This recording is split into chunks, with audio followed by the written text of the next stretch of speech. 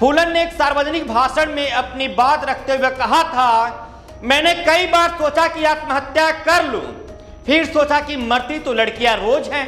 फूलन ने राणा को मरने से पहले स्वयं अपनी हाथों से खीर खिलाया था, छल से हत्या की गई। जब इज्जत पर बनी तो फूलन ने जौहर नहीं बल्कि अपराधियों को सीधे ठोक दिया। फूलन को हमारा सलाम पहुंचे। नमस्कार, मेरा नाम आदित्य है और आप द पंचायत देख रहे हैं। आज के दिन ही हत्यारा राणा ने फूलन देवी को मार दिया था। हत्यारे को राजपूत रत्न की उपाधि हासिल है। राजपूतों के पास गर्व करने के लिए दुनिया भर के लोग हैं, लेकिन समाज ऐसे हत्यारे पर गर्व करता है जिसने ऐसी महिला की हत्या की जो भारत की नजीर थी। फूलन ने राणा को मरने से पहले स्वयं अपनी हाथों से खीर खिलाया था, छल से हत्या की गई। किसी ने फूलन की इज्जत लूटी, न्याय की मांग की तो न्यायविदों यानी जेलर ने इज्जत लूटी। फिर वह कहां जाती, जौहर कर लेती।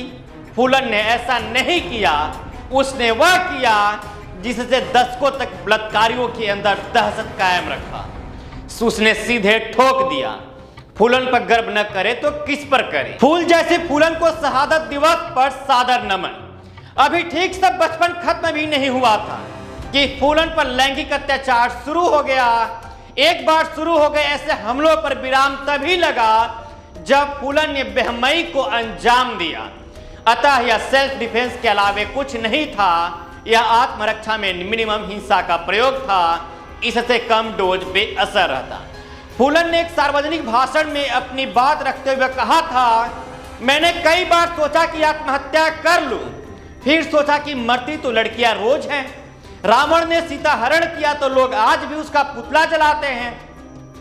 मेरे साथ भी ऐसे ही रावणों ने अत्याचार किया और मैंने उन्हें जवाब दिया तो मैंने क्या बुरा किया, पर लोग मुझे डाकू कहते हैं। बिहार की फूलन देवी की जिंदगी में जो दो महत्वपूर्ण मोड़ आए, उस समय दो महत्वपूर्ण लोग का विशेष साथ और सहयोग मिला है। पहला विक्रम मल्लाह का साथ मिला अबला फूलन को सबला फूलन बनने में। दूसरा मानसिंह यादव का साथ मिला सबल फूलन को सरदार फूलन बनने में। फूलन की सबसे बड़ी विशेषता यह कि उन्होंने शक्ति का दुरुपयोग तो छोड़िए, अतिशय प्रयोग तक नहीं किया। अनपढ़ होते हुए एक तो स्वयं शक्ति हासिल करना, न परिवार न राज्य का इसमें कोई योगदान, और स्वयं अर्जित शक्ति का ऐसा नपातुला न्यायिक प्रयोग जो आईपीसी के तहत सेल्फ डिफेंस में मान्य है, आश्चर्यजनक है। पुनः जो ही उनको अपने प्रति लगातार हो रहे जुल्म से छुटकारा मिल गया, तुरंत मुख्य धारा में शामिल हो जाना और जो ही मौका मिला अन्य को भी जुल्म से छुटकारा दिलाने के लिए शक्ति हासिल करने में लग जाना उन्हें महान विभूतियों में शामिल कर देता है। 10 अगस्त 1963 को यूपी में जालौन के घर का पूर्वा में फूलन का जन्म हुआ था। गरीब मलाह जाति में जन्मी फूलन में पैतृक दबुपन नहीं था। उसने अपनी मां से सुना था कि चाचा ने उनकी जमीन हड़प ली थी। 10 साल की उम्र में अपने चाचा से भिड़ गई। इस गुस्से की सजा फूलन को उसके घर वालों ने भी दी। उसकी शादी कर दी गई 10 की उम्र में ही उससे उम्र में 4 गुना बड़े आदमी से। कुछ साल किसी तरह से निकला, पर धीरे धीरे फूलन की हेल्थ इतनी खराब हो गई कि उसे मायके आना पड़ गया। पर कुछ दिन बाद उसके भाई ने उसे वापस ससुराल भेज दिया। वहां जाके पता चला कि उसके पति ने दूसरी शादी कर ली है। पति और उसकी दूसरी बीवी ने फूलन की बड़ी पिटाई की। फूलन को पुनः वह घर छोड़ना पड़ा। अब पैतृक फूलन को गांव में सामान्य जिंदगी जीना मुश्किल हो गया। गांव के मुखिया के लड़के ने उससे जोर जबरदस्ती करनी चाहिए, पर उसे मुंह की खानी पड़ी। पर गांव में उसे ही बदनामी झेलनी पड़ी, उसे ही दोषी ठहराया गया। ऐसे में उसने अपने यहाँ कभी कभार आने वाले दूर के रिश्तेदार विक्रम से दोस्ती बढ़ाई, जो कि खुद बागी जिंदगी जी रहा था, डकैत था।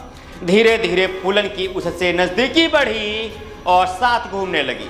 फूलन ने यह कभी क्लियर नहीं किया कि अपनी मर्जी से उसके साथ गई या फिर उसे जोर जबरी उठा लिया गया। फूलन ने अपनी आत्मकथा में कहा, शायद किस्मत को यही मंजूर था। गैंग में फूलन के आने के बाद झंझट हो गई।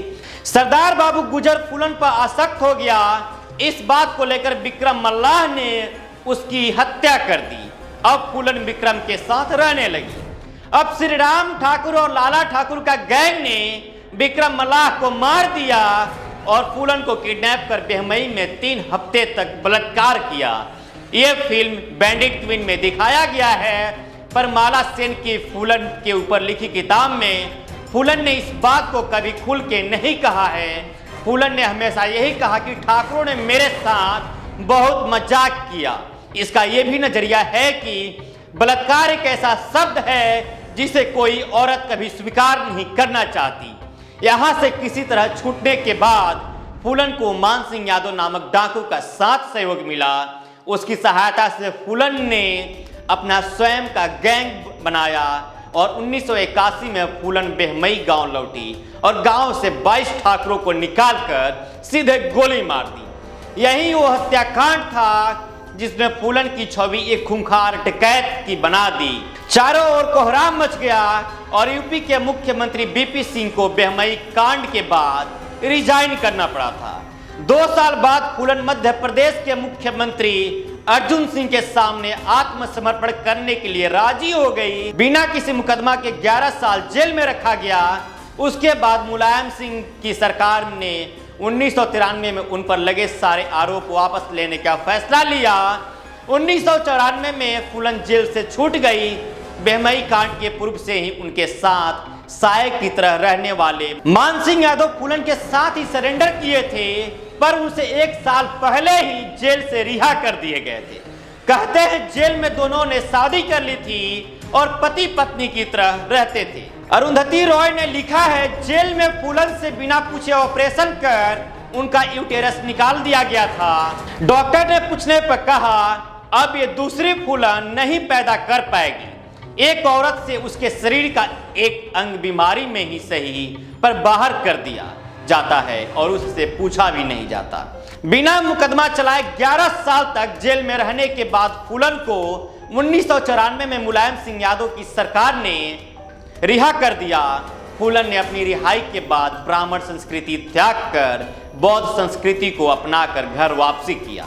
1996 में फूलन देवी ने समाजवादी पार्टी से चुनाव लड़ा और जीत गई। मिर्जापुर से सांसद बनी। 1998 में हार गई, पर फिर 1999 में वहीं से जीत गई। 25 जुलाई 2001 को शेर सिंह राणा फूलन से मिलने आया। इच्छा जाहिर की कि फूलन के संगठन एकलव्य सेना से जुड़ेगा। खीर खाई और फिर घर के गेट पर फूलन को गोली मार दी गई। 14 अगस्त 2014 को दिल्ली की एक अदालत ने शेर सिंह राणा को आजीवन कारावास की सजा सुनाई, पर कुछ ही साल बाद वह बेल पर रिहा कर दिया गया और देश भर में छुट्टा घूमने लगा। कुल 38 साल के जीवन में फूल जैसी फूलन की कहानी एक परिकथा से कम नहीं है।